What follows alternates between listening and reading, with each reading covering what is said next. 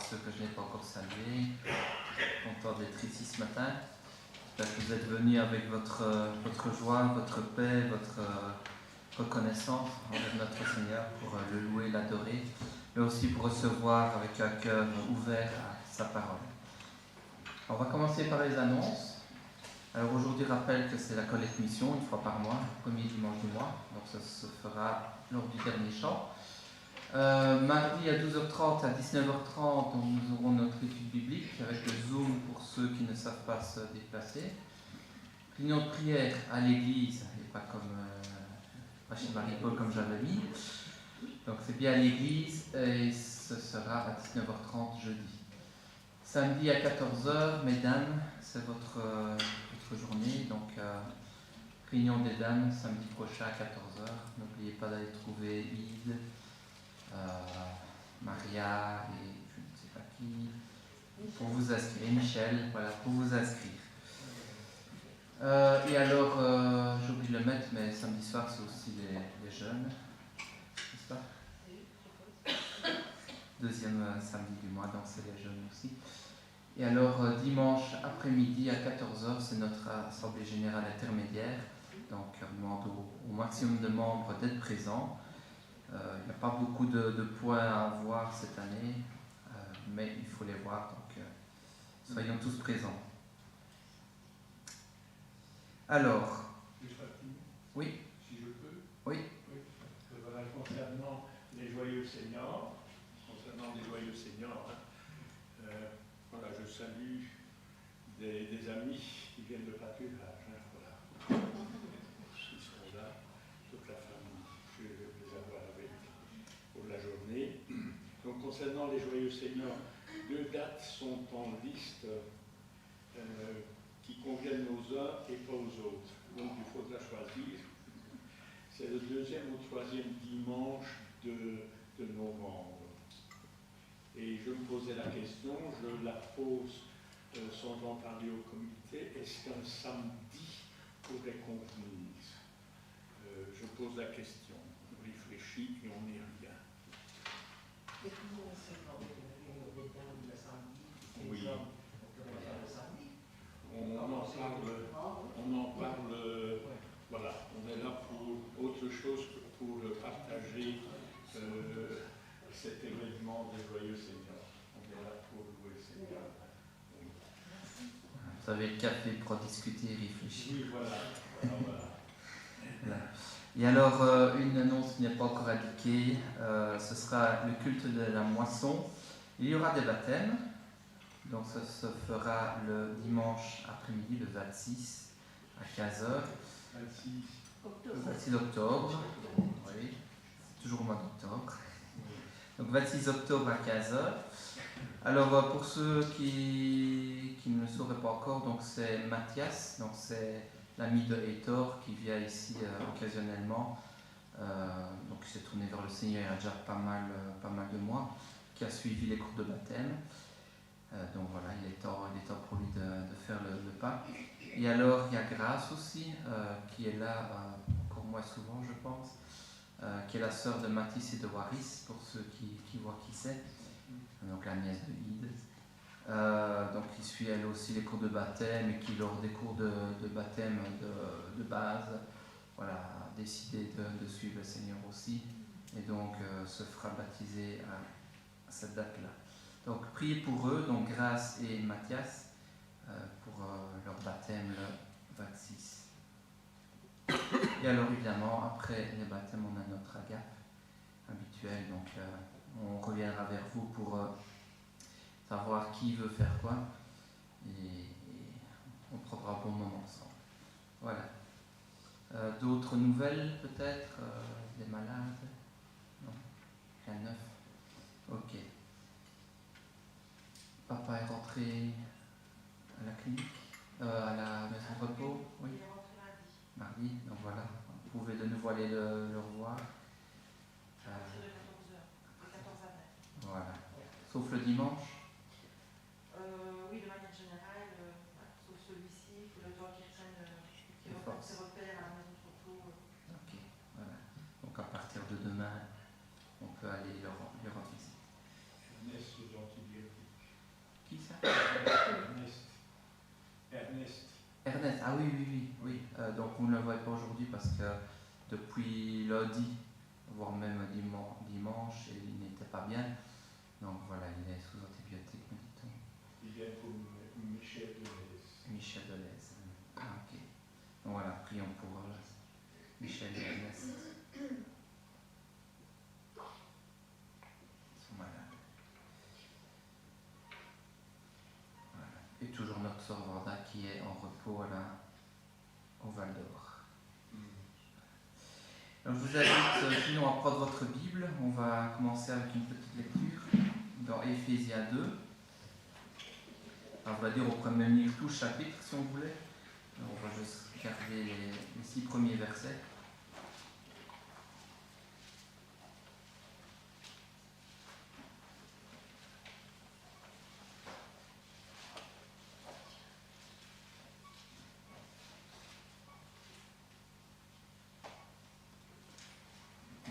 Éphésiens 2. Vous étiez morts par vos offenses et par vos péchés, dans lesquels vous marchiez autrefois, selon le train de ce monde, selon le prince de la puissance de l'air, de l'esprit qui agit maintenant dans les fils de la rébellion. Nous tous aussi, nous étions de leur nombre, et nous vivions autrefois selon les convoitises de notre chair, accomplissant les volontés de la chair et de nos pensées, et nous étions par nature des enfants de colère, comme les autres. Mais Dieu, qui est riche en miséricorde, à cause du grand amour dont il nous a aimés, nous qui étions morts par nos offenses, nous a rendus à la vie avec Christ. C'est par grâce que vous êtes sauvés. Il nous a ressuscités ensemble et nous a fait asseoir ensemble dans les lieux célestes en Jésus-Christ. Christ nous a approchés du Père. Et nous qui étions éloignés de lui, il nous a rapprochés et nous avons désormais accès au sein des saints, au Créateur, à celui qui a créé toutes choses. Notre Dieu est désormais notre Père, et j'espère que c'est le cas pour tout le monde ce matin ici dans cette salle. Et quel endroit plus merveilleux que l'endroit où se trouve le Seigneur pourrions-nous trouver? Quel endroit pourrions-nous trouver de plus merveilleux? C'est auprès de Dieu que nous pouvons nous tenir, actuellement, imparfaitement, uniquement par l'esprit, pas physiquement, mais un jour nous le verrons face à face, de nos propres yeux. Aujourd'hui, nous pouvons déjà dire que c'est auprès de Dieu que nous pouvons nous tenir, que nous voulons nous tenir. Et ce matin, je vous propose de commencer par ce premier chant, de se lever pour ce chant, le 82. C'est auprès de Dieu que je veux me tenir. Il est mon Seigneur, mon Roi. C'est auprès de Dieu que je peux ressentir tout l'amour que j'ai pour qu'il a pour moi.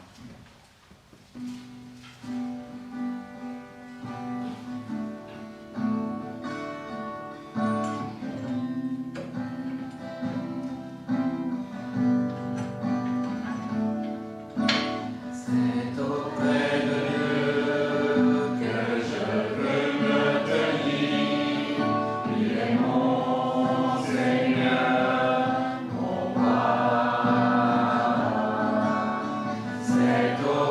de Dieu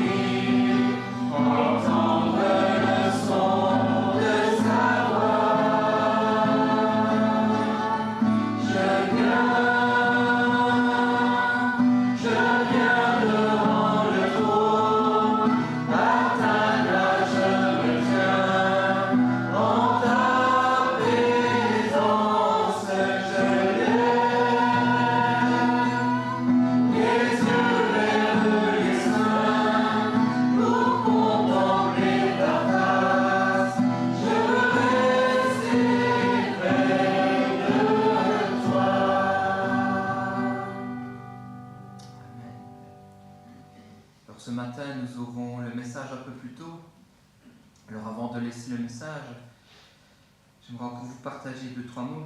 Quand un jeune est aux études, il apprend beaucoup de choses, n'est-ce pas? Lorsqu'il étudie pour apprendre les bases de son futur métier, cela reste très théorique, souvent en tout cas.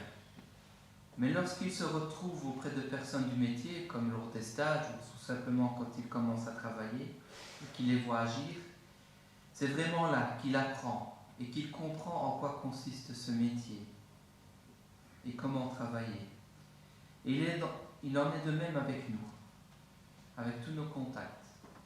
C'est seulement en étant proche des autres que nous apprenons à les connaître, que nous apprenons qui ils sont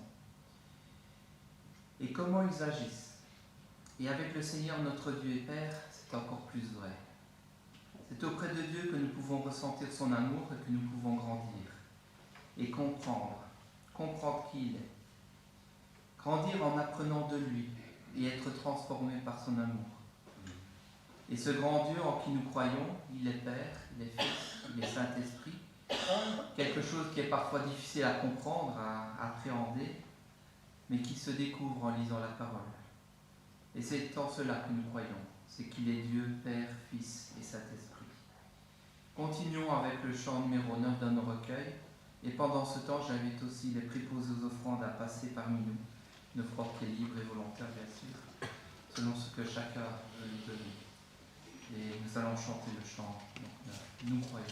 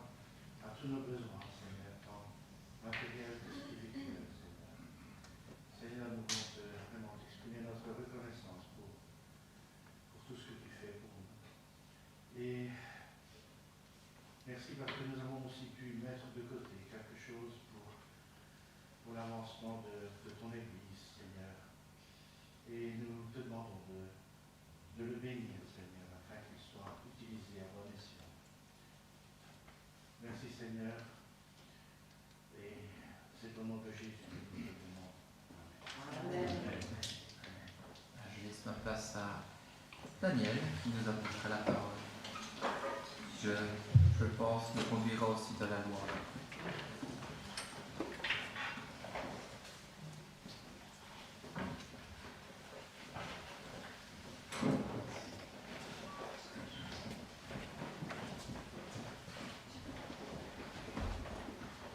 Question. Qui va prendre l'autorité de lever la main et de me dire stop, on arrête. Ah, ça va. Parce que quand je parle de mon Seigneur, ça déborde et surtout qu'on me donne la parole en ce moment. Donc ça va être difficile à m'arrêter. Voilà, nous aimons tous certains sujets.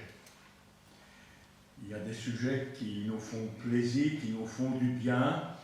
Et quand on parle de l'amour de Dieu, quand on parle de sa patience, quand on parle de sa bonté, de sa grâce envers nous, voilà, de son pardon, vraiment ça nous fait du bien. Mais il y a d'autres caractères de Dieu que nous n'aimons pas trop. Et c'est ce que je voudrais vous entretenir ce matin. Est-ce que les autres sujets, l'amour, etc., non, ils sont l'essence même de l'Évangile.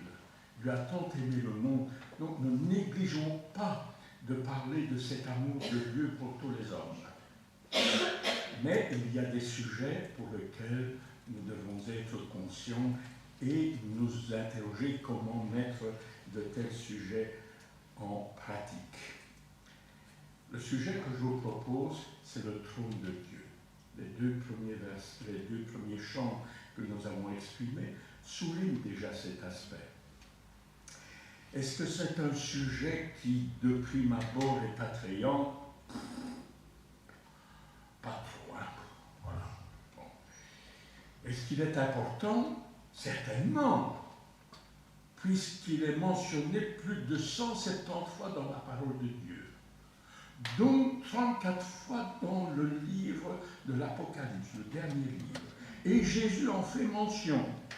Donc c'est dire son importance, et son importance pour le connaître, mais aussi pour pouvoir connaître son implication dans ma vie. La suivante. J'ai été voir dans le dictionnaire, hein. Ceux qui ont Internet, ils y vont facilement. Il y a là toute une longue page. J'ai retenu les deux premières pages que j'ai synthétisées en quelques mots. Le trône, pas de Dieu, mais le trône, c'est le siège pour qu'un souverain vienne s'asseoir et prenne une certaine autorité. Pour exercer solennellement ce pouvoir, pour qu'il puisse exercer, je dis pratiquement, la loi dans le peuple. Deuxième expression, asseoir quelqu'un sur le trône, ça veut dire lui donner une place d'honneur, lui donner autorité, en particulier dans ma vie. Il y a d'autres choses qui sont mentionnées dans le dictionnaire, à vous d'aller le voir. Dia suivante. Quand on parle de trône, donner la place à quelqu'un comme une place d'honneur, c'est lui dire, voilà, Seigneur, tu as autorité, puisqu'on parle de Dieu, et le dictionnaire parle du trône de Dieu, mais en deux faces. Nous laissons la liberté à la parole de Dieu de le développer, mais parler de ce Dieu qui a son trône sur la création, c'est lui dire, c'est toi qui diriges la création, c'est toi qui diriges son histoire. Bien sûr, aujourd'hui, nous ne voyons pas que Dieu a autorité, mais nous voyons, photo suivante, que Dieu conduit l'histoire pour que tout genou fléchisse devant lui, devant le Seigneur. Celui qui s'est abaissé Dieu l'a hautement élevé, lui a donné un nom qui est au-dessus de tout nom, afin que tout genou, dans les cieux, sur la terre et sous la terre, c'est-à-dire ceux qui sont décédés et qui n'ont pas encore reconnu le Seigneur Jésus comme sauveur, plieront de force les genoux devant Dieu. Implication pour nous, enfants de Dieu, quand on parle de trône, est-ce que mon cœur, ma vie, ont accepté que Dieu fasse son trône? Dia suivante. Ah oui, moi je les aime bien. Voilà, le roi Philippe et son épouse Mathilde. Je ne sais pas, mais moi personnellement, je les aime bien. Ils ne me font pas beaucoup de bien, ils ne me font pas beaucoup de tort, ils me laissent tranquille. Si je peux dire du bien d'eux, je ne sais pas si la population en général belge peut dire beaucoup de bien, d'autant que l'oncle de Philippe, son oncle à un moment donné, pour des raisons religieuses, a pris une position opposée à la loi de Dieu. Et autant ils étaient bons, meilleurs, agréables avant, autant, pouf, on a tourné sa casaque. Hein, et ils n'étaient plus les bienvenus pour régner sur le peuple belge. Donc le roi et son épouse, la reine, voilà, ils règnent, mais ils ne gouvernent pas. C'est le Premier ministre et son gouvernement qui édictent les lois, et lui, il n'est là que pour les signer, qu'il soit d'accord ou pas, il doit les signer. Autre photo. Ça, c'est plus récent, ça. C'est plus récent. C'est Guillaume et son épouse Stéphanie. Je dois vous dire que je les aime beaucoup, surtout Stéphanie. Je vais dire pourquoi? Parce qu'elle vient de ma région. Elle vient du Hainaut. Elle vient de Anvin. C'est tout près de Fresnay-en-Vin. Elle vient de la région de Lessines, de Tournai, de Belleuil, issue de la lignée des princes de Ligne, Stéphanie. Et en voyant cette cérémonie où ils sont devenus ducs et duchesses du Grand-Duché de Luxembourg, je me suis rappelé qu'elle a habité, je ne vais pas développer ce sujet, qu'elle a habité dans la région des collines. Dès lors, j'ai pensé à la colline par excellence. Et le village qui est juste à côté de Anvin s'appelle Saint-Sauveur. Ah, vous voyez pourquoi j'aime bien cette fille. Parce qu'elle vient du Hainaut. Mais j'aime autant plus celui qui vient d'en haut vers moi. Photo suivante. Alors, la question que je me pose, si Dieu ouvrait la fenêtre vers le ciel, qu'est-ce que je verrais? Qui verrais-je? Donc, si on avait l'occasion, on pourrait faire un débat et connaître la vie de chacun. Dieu ouvre une fenêtre vers le ciel, qu'est-ce que je verrais? Et nous allons laisser la parole de Dieu nous répondre avant que je voudrais prier avec vous. Seigneur notre Dieu, nous allons ouvrir ta parole qui nous parle d'un sujet peu évoqué, mais qui est tellement important pour nos âmes.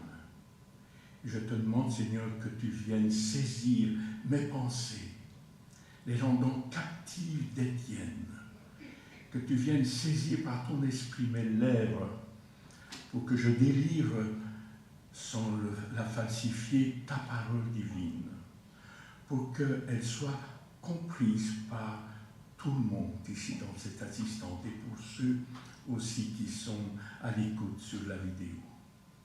Seigneur, ouvre nos cœurs et dispose-les à mettre en pratique ta parole. C'est ce que nous te demandons, Père, au nom et pour la gloire du Seigneur Jésus. Amen. Et pour cela, je laisse la parole de Dieu répondre à cette question. Si Dieu ouvrait la fenêtre du ciel, qu'est-ce que j'y ferais? Deux textes. Le premier, dans le prophète Ésaïe, au chapitre 6. L'année de la mort du roi Osias, je prends ici, l'année de la mort du roi Osias, je vis,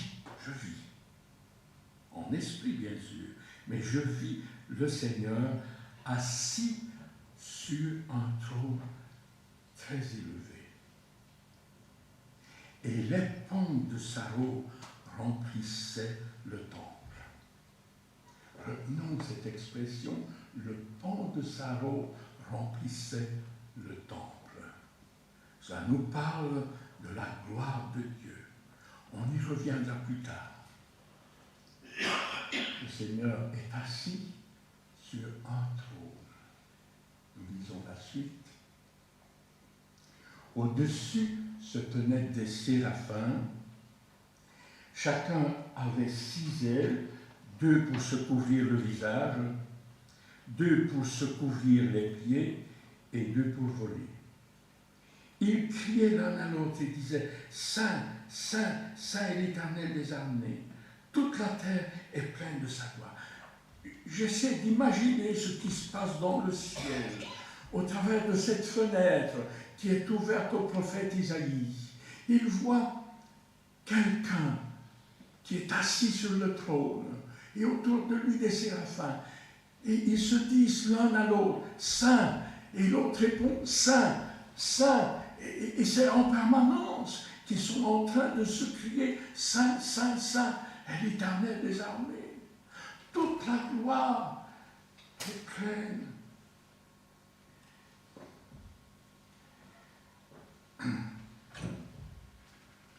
Nous continuons juste après le jaune. Les portes furent ébranlées dans leur fondement par la voix qui retentissait, et la maison se remplit de fumée. La photo suivante. Alors je dis, malheur à moi, je suis perdu, car je suis un homme dont les lèvres sont impures.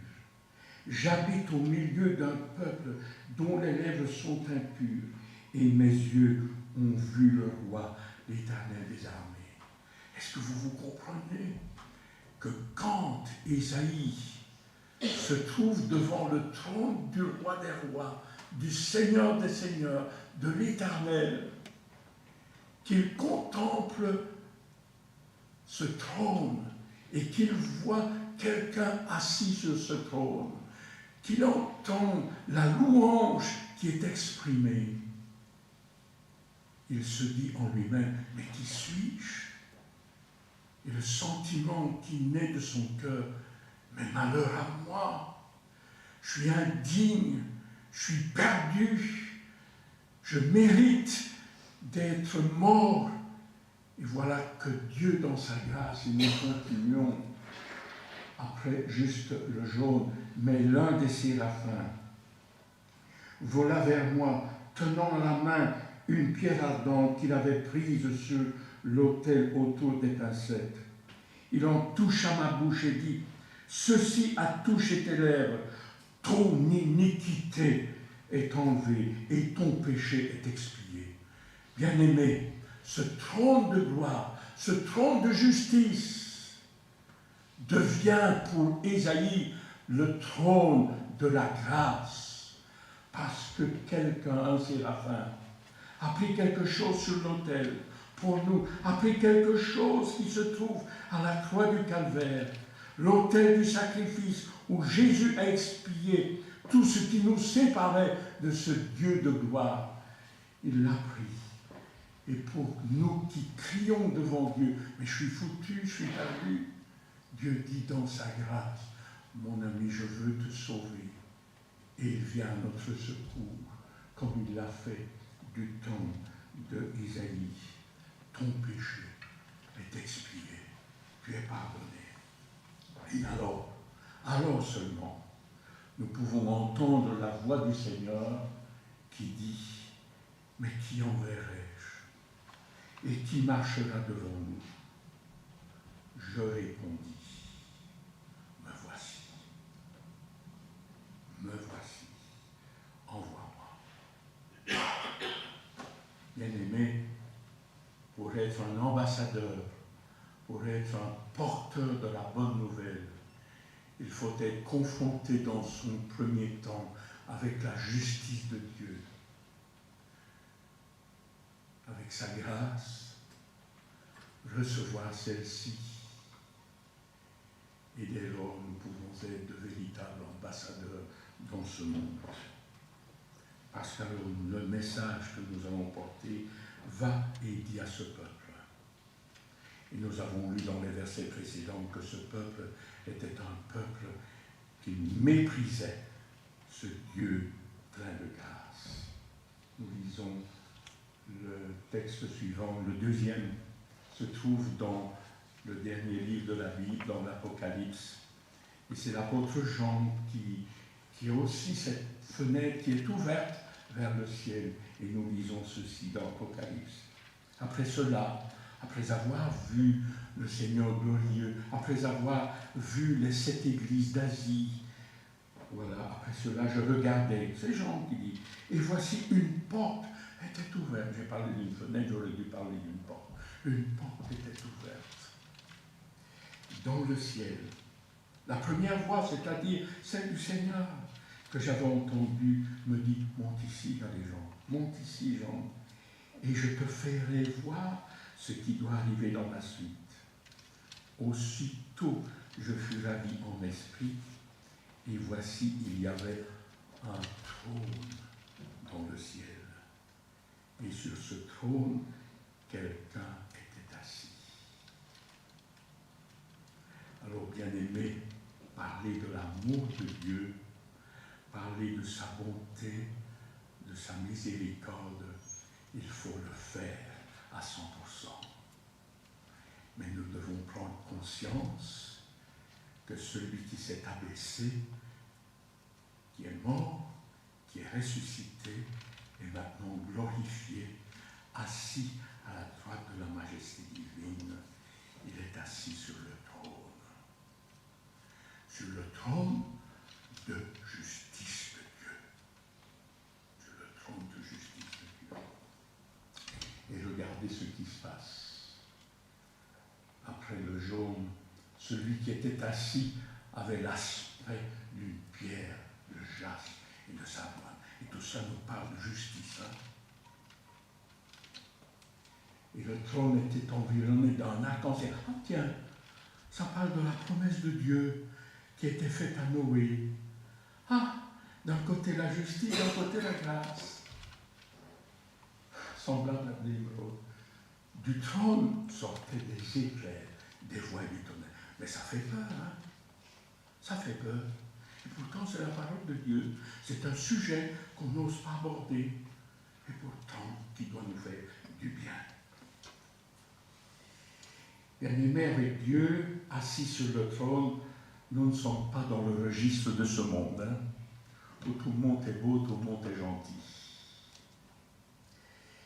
On est dans un monde de méchanceté, dans un monde où les valeurs morales ont changé, le bien est appelé mal et le mal bien. Il y a de l'injustice. Et aujourd'hui, on pourrait se poser la question, dans notre monde, y a-t-il encore de la justice? Y a-t-il le sentiment, moi, j'éprouve parfois des sentiments d'impunité et d'injustice quand j'entends certains faits. Je me dis, mais où est la justice des hommes? Ce ne sera pas pareil avec la justice de Dieu. Hein. Quand Dieu va exercer sa justice, celui qui fait un faux pas, il sera retranché. Hein. Discute ça pas. Hein. C'est pourquoi, dans ce monde dans lequel nous vivons, nous sommes invités à refléter ce trône, mais un trône de justice et un trône de grâce, qui est rappelé par un texte de la parole de Dieu que nous aimons chanter. Hein. Cherchez d'abord le royaume de Dieu et sa justice. Et sa justice. Et sans l'oubli, bien souvent. Voilà, je prends.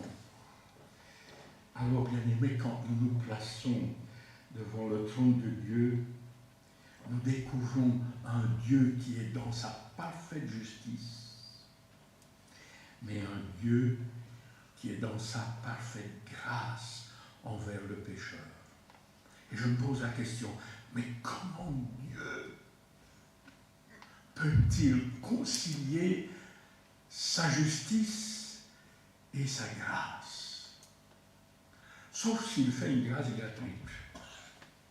Allez, tout le monde qui s'approche de moi, ben, je lui fais grâce. Ce serait un Dieu injuste. Parce que tout péché, tout désaccord avec sa parole de Dieu, d'après Dieu doit être sanctionné, mérite un châtiment. Je passe à la photo suivante. Et ça, c'est à nouveau tiré, vous voyez la photo du trône, et c'est à nouveau tiré du dictionnaire. Je n'ai pas cherché, vous tapez trône sur le dictionnaire, vous trouvez ça. Et quand je suis attentif à tous les détails, je me rends compte que ça rapproche très près, à quelques détails près, mais ça rapproche, c'est très près de la description du trône de Salomon dans le livre des 2 Chroniques. Quand je regarde, hein, je vois un trône, oui, couvert d'or. Et puis ce trône, il est surélevé. Il est surélevé. Il y a 3 marches pour avoir accès. Pour le trône de Salomon, c'est 6. Nous allons découvrir que pour le trône de Dieu, c'est un peu plus haut. Hein? C'est plus que 6. Au pied de ce trône, il y a, je vais dire, un coussin pour que les gens qui montent et qui sont devant le trône puissent s'agenouiller. Et comme je l'ai dit, il y en a qui sont appelés à s'agenouiller par obligation, mais nous, en tant qu'enfants de Dieu, qui connaissons sa justice, mais aussi sa grâce envers nous, nous nous agenouillons avec amour devant ce Dieu de grâce. Et puis, il y a ce que l'on appelle un dé. Ah, c'est un mot que je viens de découvrir. Hein? Un dé. C'est-à-dire le fameux voile que l'on trouve au-dessus du trône. Je l'ai noté ici. Étoffe suspendue au-dessus du siège, qui forme une voûte. Il y a des lits comme ça. Hein? J'oublie le nom. Baldaquin. J'allais dire harlequin, mais non, baldaquin. Oui, voilà, baldaquin. Qui nous parle de sa couleur bleue du ciel. Et j'ai été étonné en regardant le trône proposé par Internet. Je n'ai pas cherché, c'est arrivé tout de suite, de découvrir cela. Et rappelez-vous, quand j'ai dit que le pan de la robe remplissait tout le temple en parlant de la vision d'Ésaïe, c'est ce qui se passe ici. Le dé couvre le trône. Un trône très élevé. Photo suivante. Toujours le prophète Ésaïe. Ainsi parle l'Éternel. Le ciel est mon trône. Oh, pouf! C'est au-dessus de 3 marches, ou de 6 marches. Le ciel est mon trône. Et la terre, mon marchepied. Vous vous rendez compte? Nous avons affaire à un Dieu qui est haut élevé au-dessus de la terre. Quelle maison pourriez-vous me bâtir? Mais aucune. Et quel lieu serait celui de mon repos? Bien-aimé, quand je médite cela, et il y a de quoi parler longtemps là-dessus, quand je médite sur Dieu qui me dit, je voudrais, moi, trouver du repos dans le lieu que tu vas me donner. Est-ce que nous pouvons comprendre que Dieu, dans sa justice, mais aussi dans sa grâce qui pardonne, a décidé de venir par son esprit habiter en moi. Le Dieu haut élevé, le Dieu qui habite une lumière inaccessible, ce Dieu-là s'abaisse, s'est abaissé mais s'abaisse pour venir habiter en celui qui le reçoit comme sauveur et seigneur de sa vie et désire mettre son trône dans quelque chose qui ressemble à un vase de terre, tel comme moi.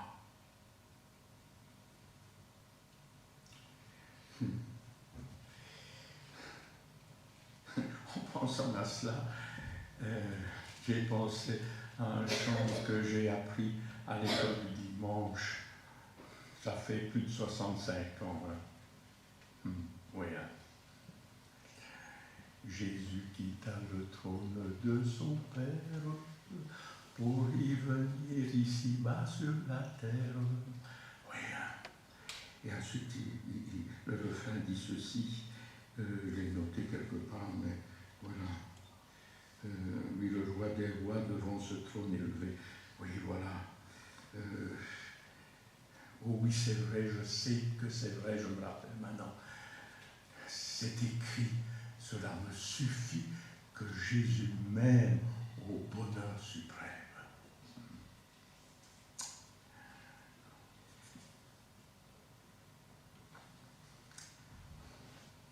Je passe à la dia suivante, parce que j'ai encore le temps.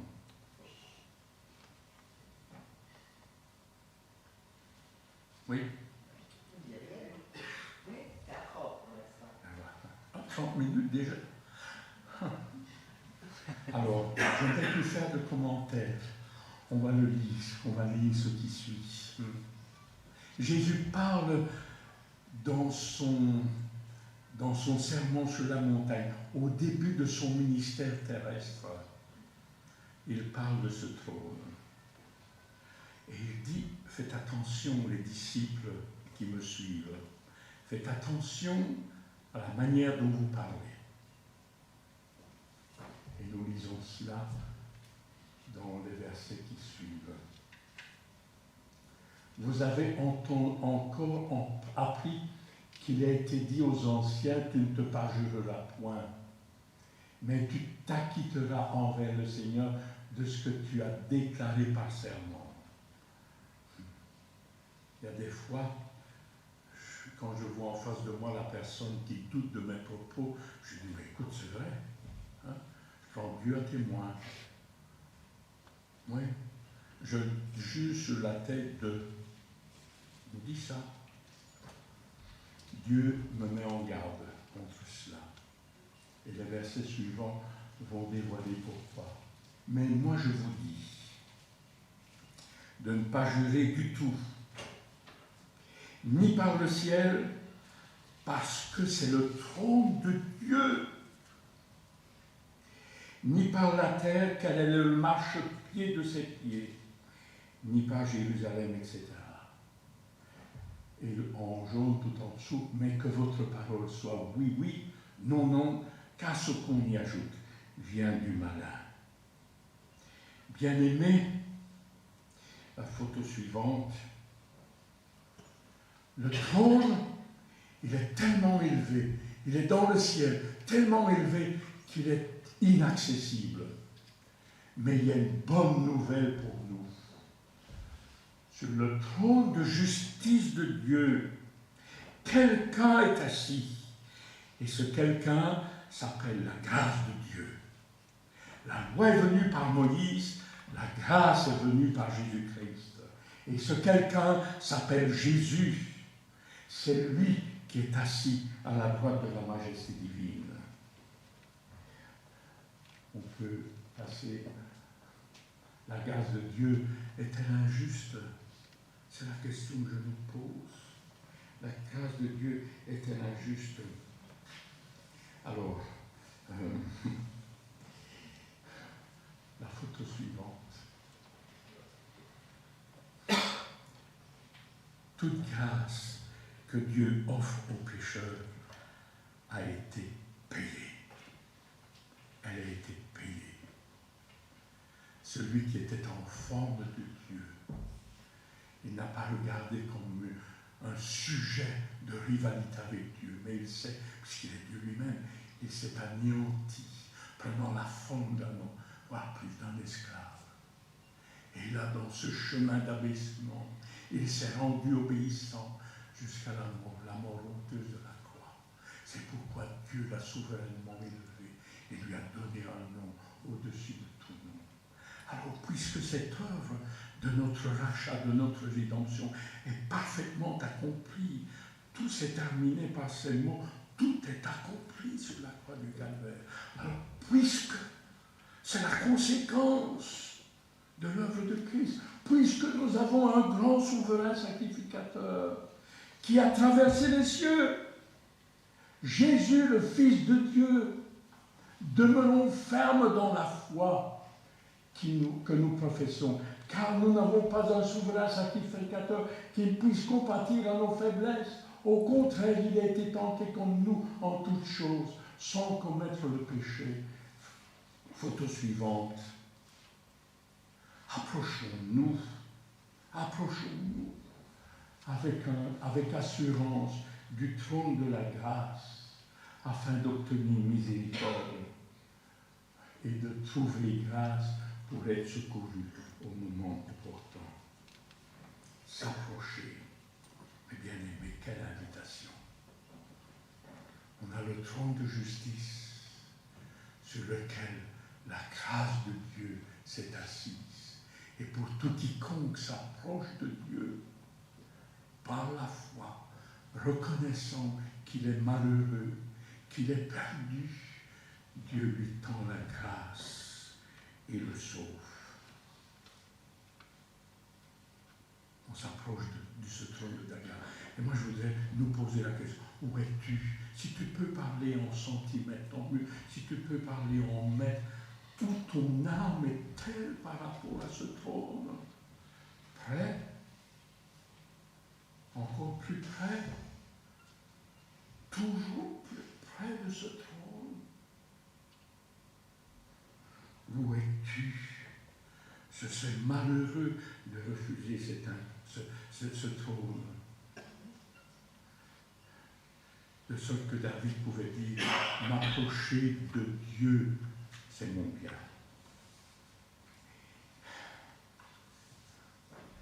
Photo suivante. Voilà, conclusion. Oui, conclusion.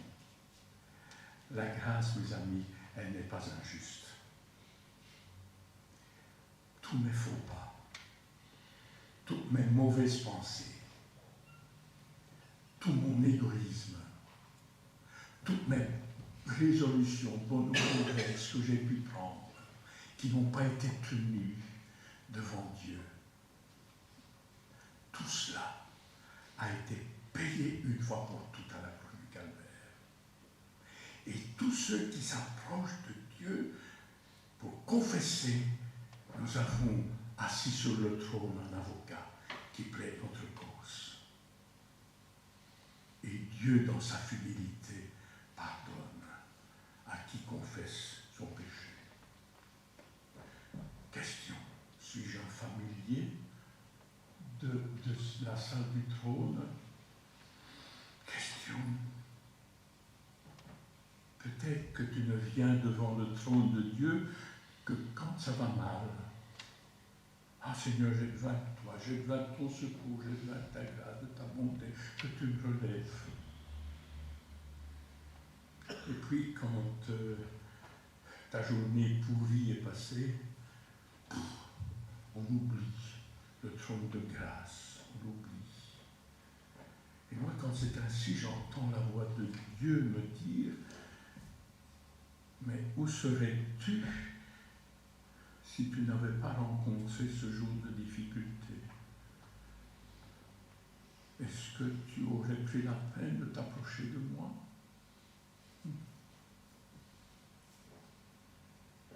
Alors, question, qui est sur le trône de ma vie, de mes pensées, de mes affections?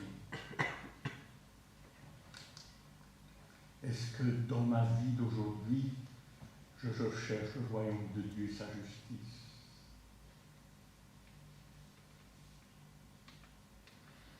Un jour, Dieu dira stop, fini. J'ai assez de cette méchanceté. Et Dieu exercera sa justice pleinement. Prends un rendez-vous pour une audience. Non, non, non, non, non. J'ai rendu ici mon témoignage. Je ne le dis pas verbalement, je le lis, sinon je vais allonger le temps. Depuis plus ou moins 79 ans, non plus de 79 ans, j'ai vécu sous le règne de 4 rois des Belges. 4. Léopold III, Baudouin, Albert II et maintenant Philippe. Je n'ai jamais été invité chez l'un d'eux. Jamais. Et pourtant, je paie mes impôts. Je les respecte, je les aime. Ils ne savent peut-être pas, mais je les aime. Je contribue par mon métier à la vie du pays. J'ai éduqué mes enfants qui ont un métier par eux. Voilà, grâce à eux, j'ai une pension. Voilà. Bon. J'ai un jour travaillé pendant quelques années à Bruxelles. J'ai parfois passé en voiture devant le palais de Laken. Ils ne m'ont jamais invité. Je leur faisais un petit coucou. J'étais vraiment indifférent. J'étais indifférent pour eux. Même pas une petite tasse de café, même pas. Jamais. Et si je l'avais été, je ne sais pas comment j'aurais pu respecter le protocole pour arriver devant le trône. Bien-aimé, un jour, j'ai été invité par le roi des rois, par le Seigneur des seigneurs. Et chacun de nous sommes invités. Mais pour cela, est-ce que tu as considéré que le châtiment de ta réconciliation avec Dieu, ce qui te séparait de ce Dieu, de ce trône, a été payé? Le châtiment de notre paix est tombé sur Jésus-Christ. Et par ses meurtrissures, nous sommes guéris. Alors, bien-aimés, approchons-nous du trône de la grâce.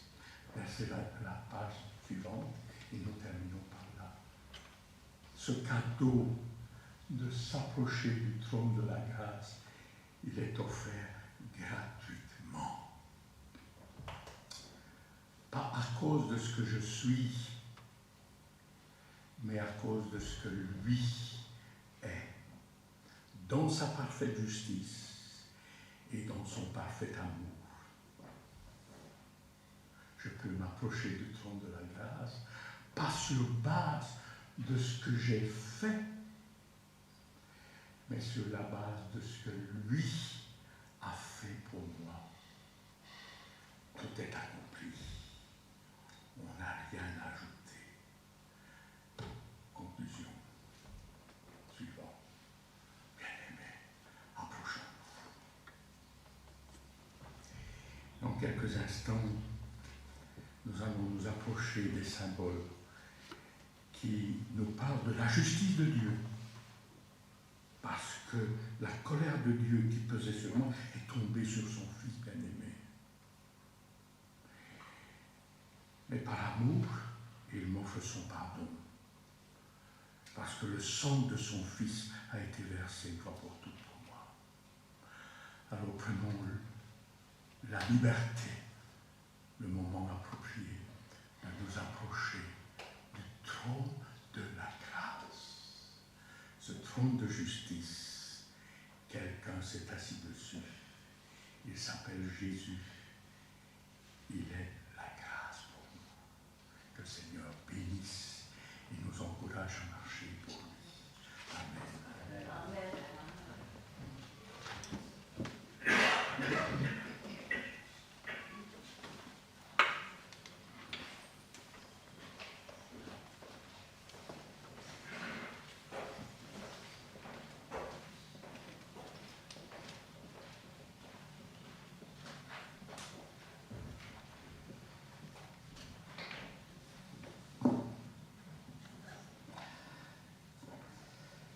Un trône accessible, accessible par tous ceux qui le désirent.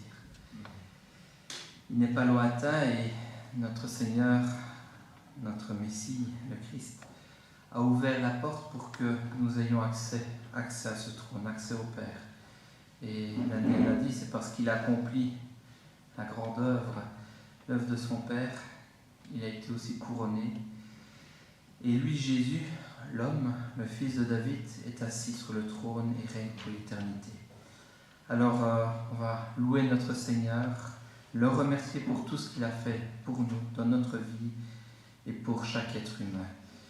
Je vous invite à vous lever, on va chanter le chant 88, Jésus-Christ est Seigneur, parce qu'il est venu pour nous sauver. Amen. Levons-nous.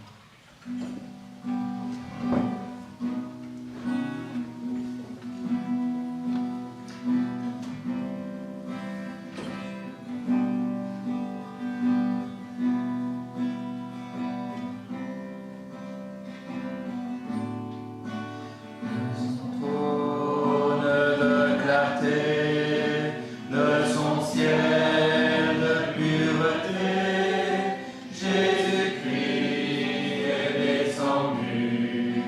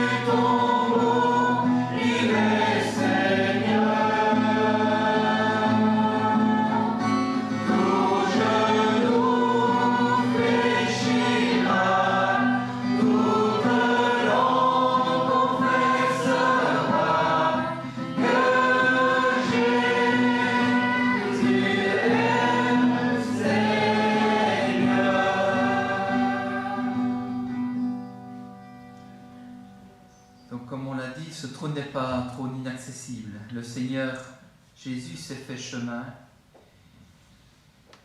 il s'est fait porte, il s'est fait clé pour nous donner l'accès au trône. Il n'y a que par lui que nous pouvons entrer. Et même en l'ayant accepté, il nous arrive de ne pas nous approcher de ce trône, soit pour le louer, soit pour déverser nos cœurs devant le Seigneur, tout simplement pour le glorifier. Lui, il est toujours les bras ouverts pour nous accueillir ses frères et ses sœurs. Alors nous pouvons nous approcher de son trône de grâce, et louer notre Seigneur ce matin. Oh, viens devant le saint trône pour adorer le roi.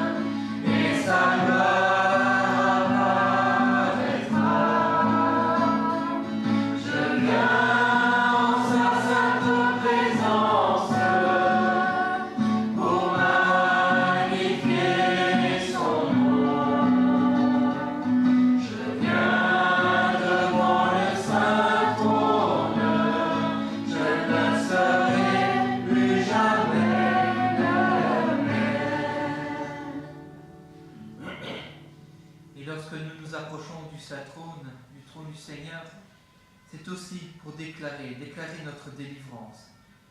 Lui, le saint parmi les saints, lui le parfait, lui le sans péché, il est venu afin de nous délivrer, afin que nous marchions vers lui, vers le trône de la grâce, et que nous proclamions avec tous les saints et tous les anges que ton règne vienne.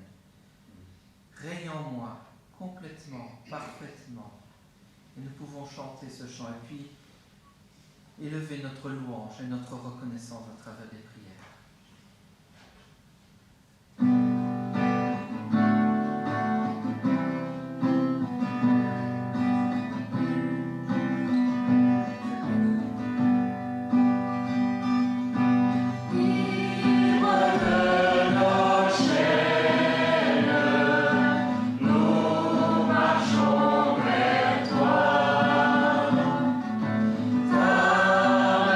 Souverain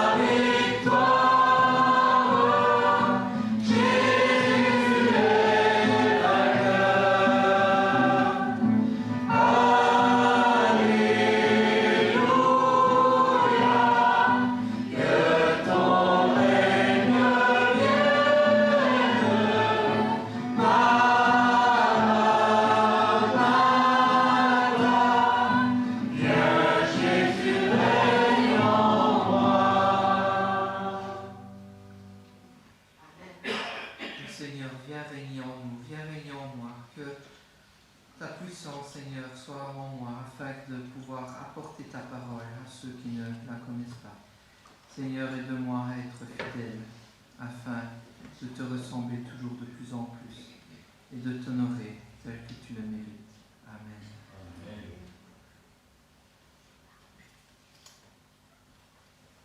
Merci Seigneur Jésus parce que tu nous as ouvert les portes vers les cieux. Merci Seigneur parce que c'est à la croix que tu as montré Seigneur ta puissance. Alors que tu étais cloué Seigneur et que ton corps souffrait, tu nous as offert ta vie. Afin que nous puissions Seigneur l'avoir en abondance. Merci Seigneur pour tant d'amour. Merci pour tant de grâce que tu fais à chacun de nous tous les jours Seigneur. Merci parce que cette grâce est incomparable. Seigneur, je veux te louer et t'adorer parce que tu es mon Dieu. Aide-moi, Seigneur, à t'honorer, non seulement des lèvres, mais Seigneur, de tout mon cœur. Que, Seigneur, les gens puissent voir que je t'appartiens. Seigneur Jésus, merci. Merci pour ton amour et merci pour ta fidélité de tous les jours.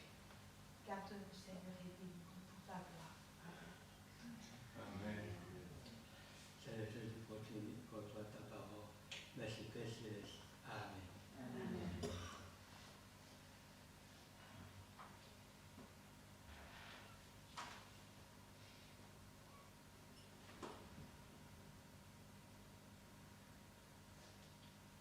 C'est ton amour, notre Dieu, que tu as déversé dans nos cœurs par le Saint-Esprit, qui enlève toute crainte, toute peur de s'approcher de toi.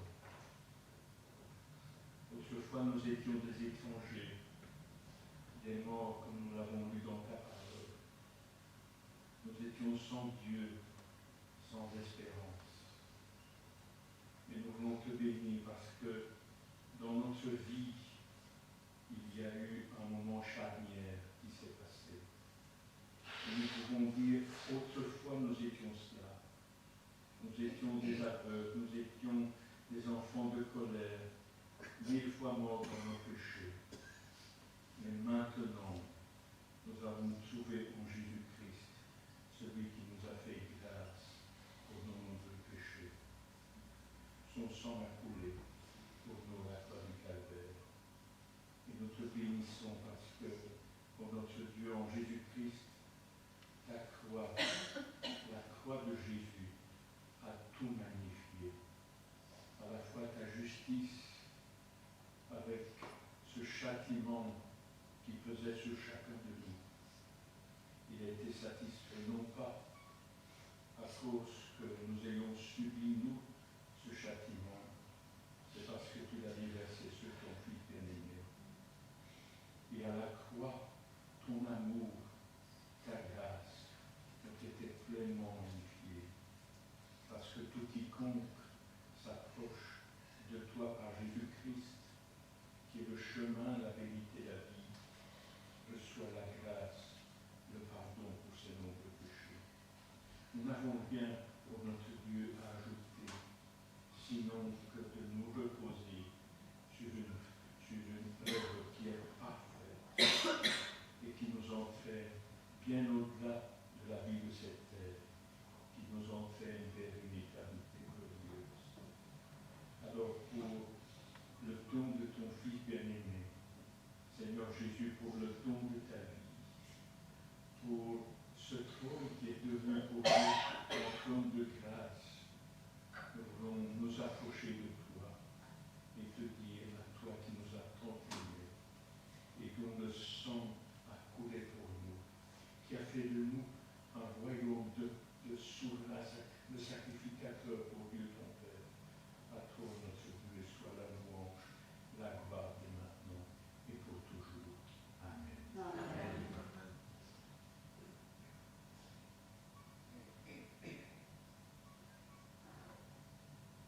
Éternel Dieu, Père de notre Seigneur Jésus-Christ, Papa, béni sois-tu parce que tu nous aimes.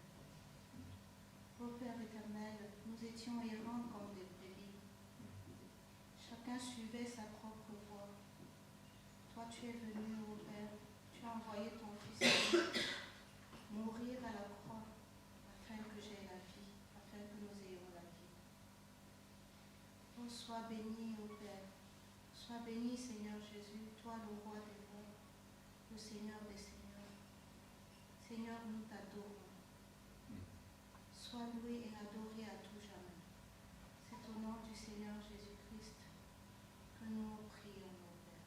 Amen.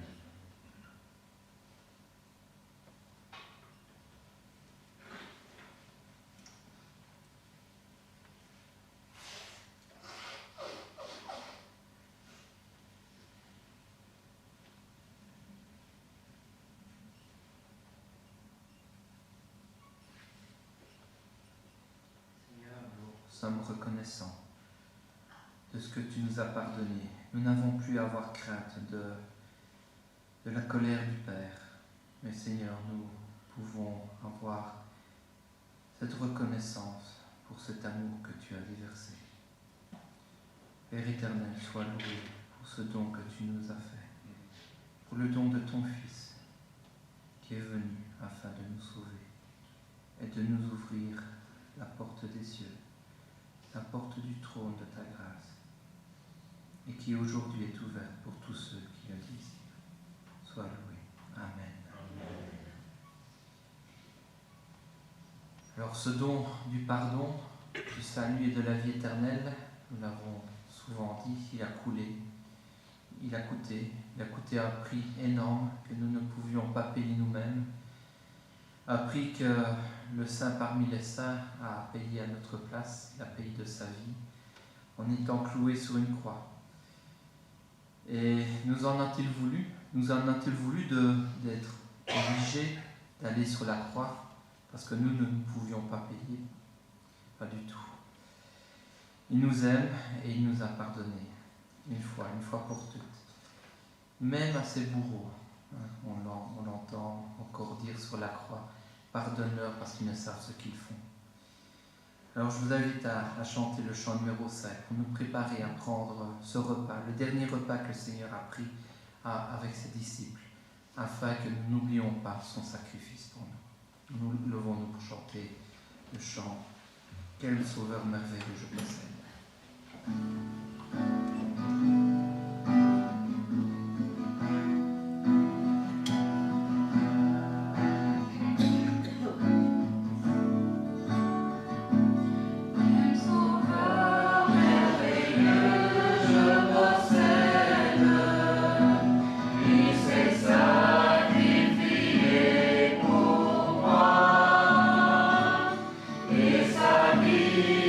Innocent.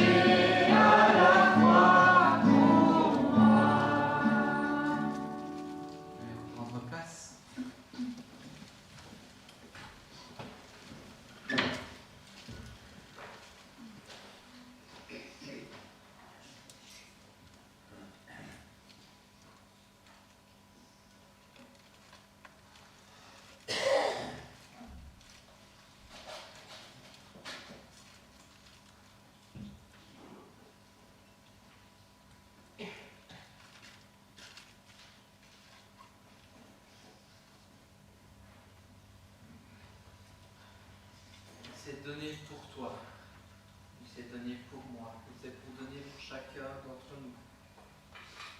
Et bien plus encore, pour toute la terre entière. Mais seuls ceux qui l'ont accepté, qui ont accepté son sacrifice et son pardon, le reçoivent. Et reçoivent ce qu'il a promis, la vie éternelle. À ceux qui le reçoivent, il leur demande de passer aussi par les eaux du baptême, de proclamer ce que Dieu a fait dans leur vie. Et c'est ce que chacun, presque ici, avons fait. Et c'est pour cela que cette table leur est réservée, en signe de ce que Christ a accompli pour eux, et pour leur rappeler, semaine après semaine, année après année, siècle après siècle, ce que Christ a accompli pour eux, pour nous. Alors nous pouvons venir à cette table ce matin, avec le cœur en paix, avec Christ, et avec chacun de ceux qui nous entourent. Je l'espère en tout cas, que vous êtes en paix avec chacun de vos frères et sœurs, avec votre ami. Si quelqu'un, en tout cas, a quelque chose à demander au Seigneur, demander pardon, confesser, qu'il le fasse dans son cœur, afin de prendre la Sainte Seine en paix. Je vous propose de prendre un temps dans le silence, afin de réfléchir à cela.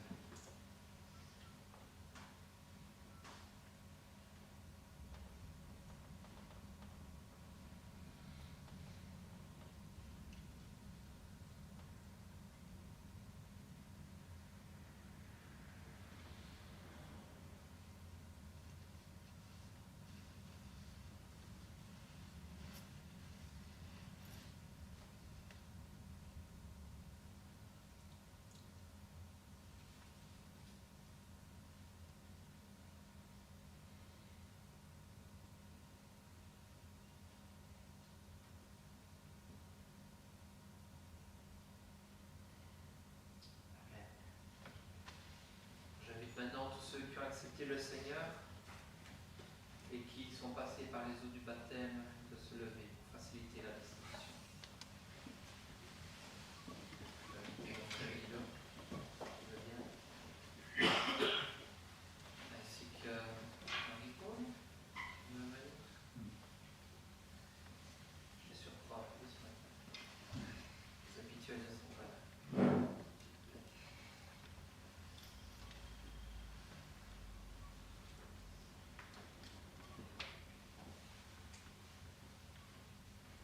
Nous allons lire dans 1 Corinthiens 11, le texte que nous connaissons tous par cœur presque.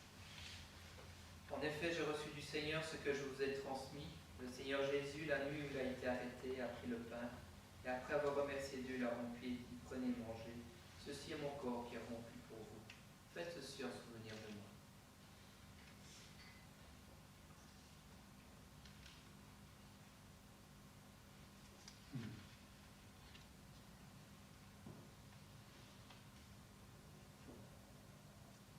Seigneur, que ce pain représenté ici soit un remède pour notre vie, pour notre chemin vers la vie éternelle.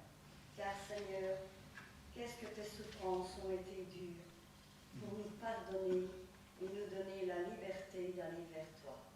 Amen. Amen.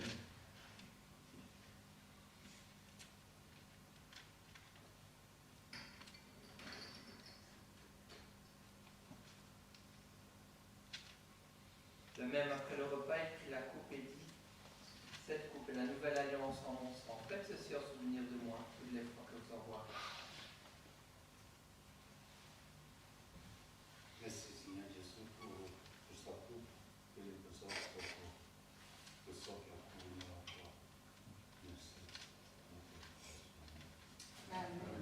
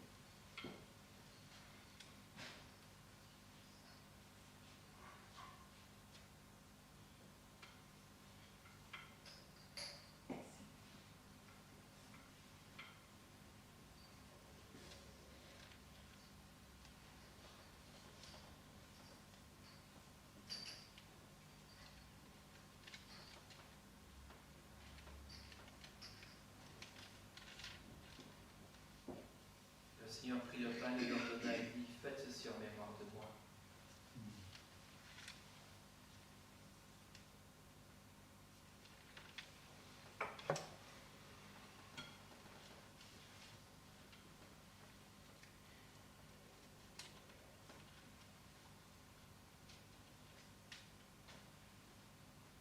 De même, après le repas, il leur donna la coupe. Il dit, faites aussi ceci en mémoire de moi.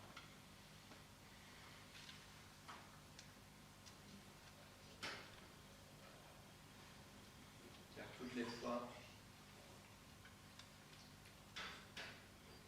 que vous mangez ce pain et que vous buvez de cette coupe, vous annoncez la mort et la résurrection du Seigneur jusqu'à ce qu'il vienne. Nous attendons avec impatience son retour, n'est-ce pas? Amen.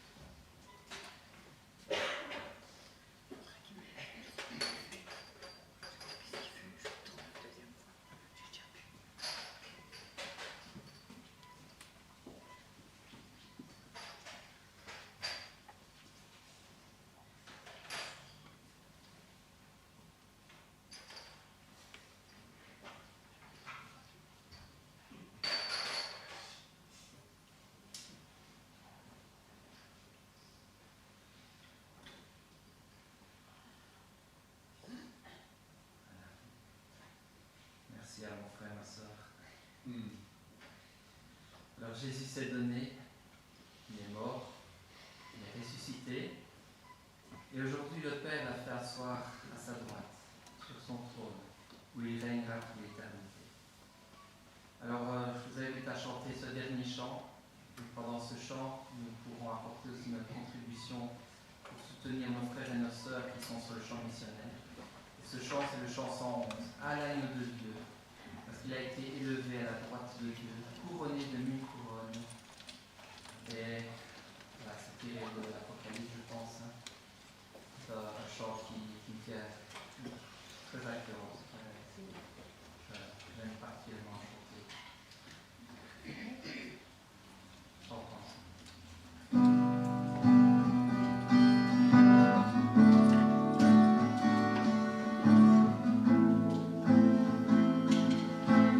À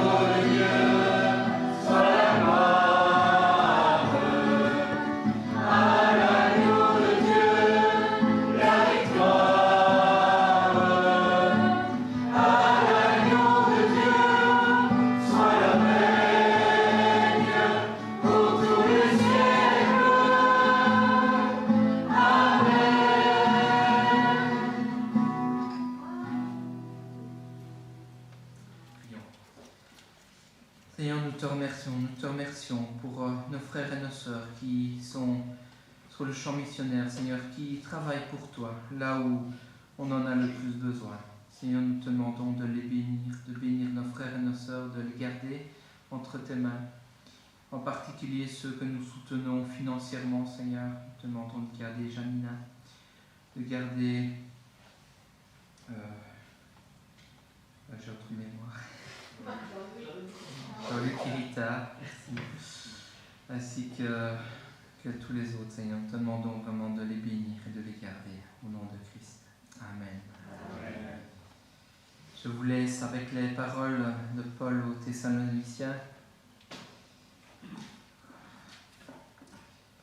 Que le Dieu de la paix vous conduise lui-même à une sainteté totale, et que tout votre être, esprit, âme et corps soit conservé irréprochable lors du retour de notre Seigneur Jésus-Christ. Que la grâce de notre Seigneur Jésus-Christ soit avec vous tous. Amen. Amen. Un bon dimanche à tous. Amoureux.